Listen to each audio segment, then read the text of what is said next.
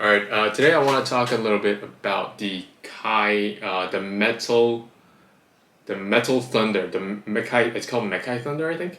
The MekaiThunder, which is pretty much the mecha version of the Kai Thunder.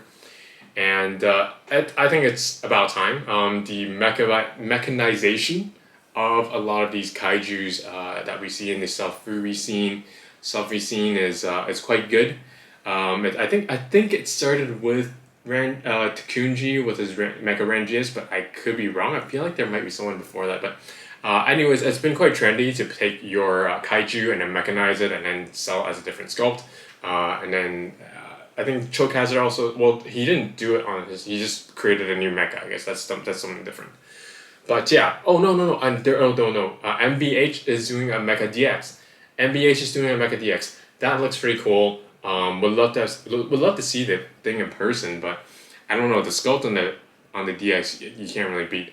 But let's go back to the toy itself. So this is the MekaiThunder, which is the mecha version of the Kai Thunder. I think they did it very well. This is a very good interpretation in my personal opinion. The height of it I've measured is 32 centimeters up until the top of this looks like a radio tower or whatever this is. And surprisingly, the length is also 32 centimeters.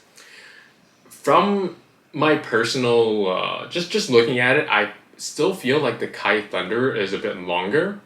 Whereas this one is a little bit, it doesn't feel as long, maybe because the silhouette is more tall, feels a bit more tall.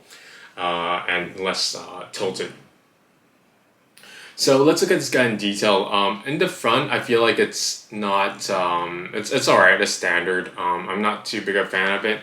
But what I really like is the details in the back. They do a lot here, especially on the head. You see it here, and on the back here. And what's really cool is that this turret actually moves. So this is actually a separate piece that can move around like a real turret.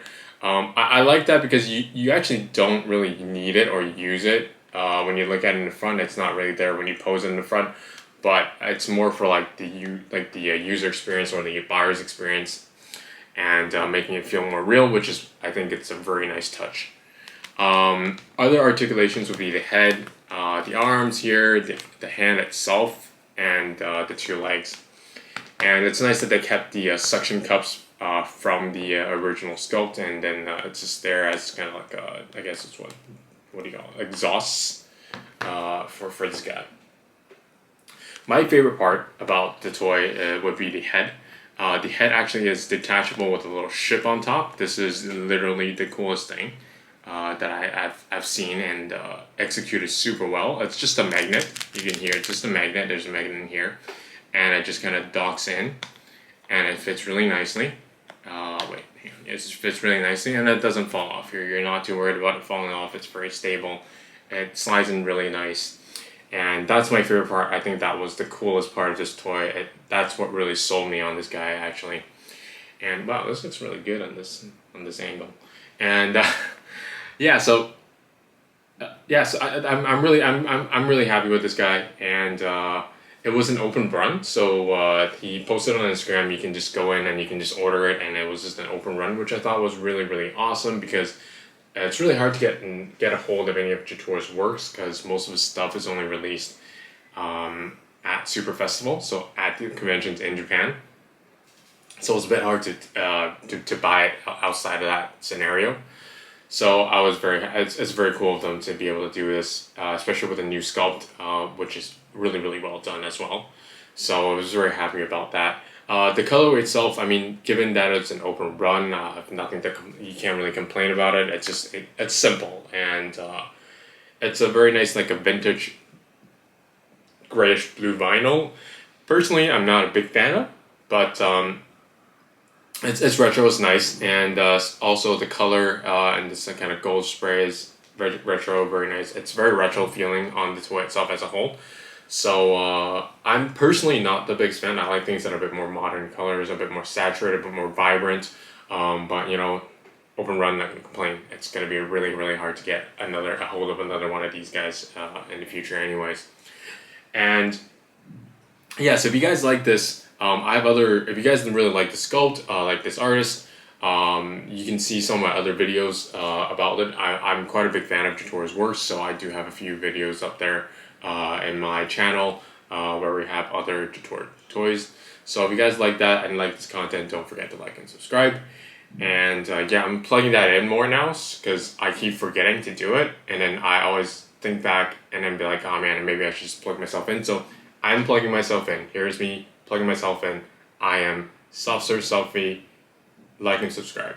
And okay, toy wise, mecha wise, I think this is one of the better executed mechas from like Kaiju to Mecha.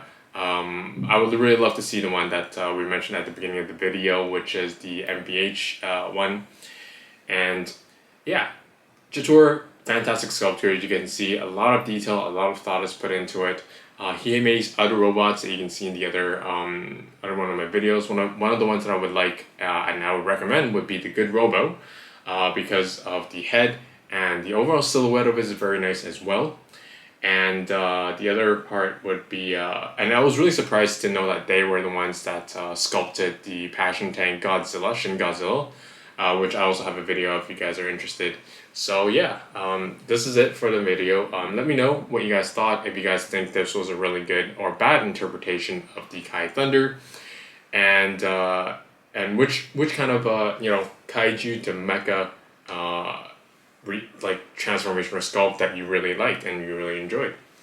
And yeah, that's it for the video. Thanks. Please don't forget to like and subscribe and comment if you guys have any. And see you guys next time. Take care.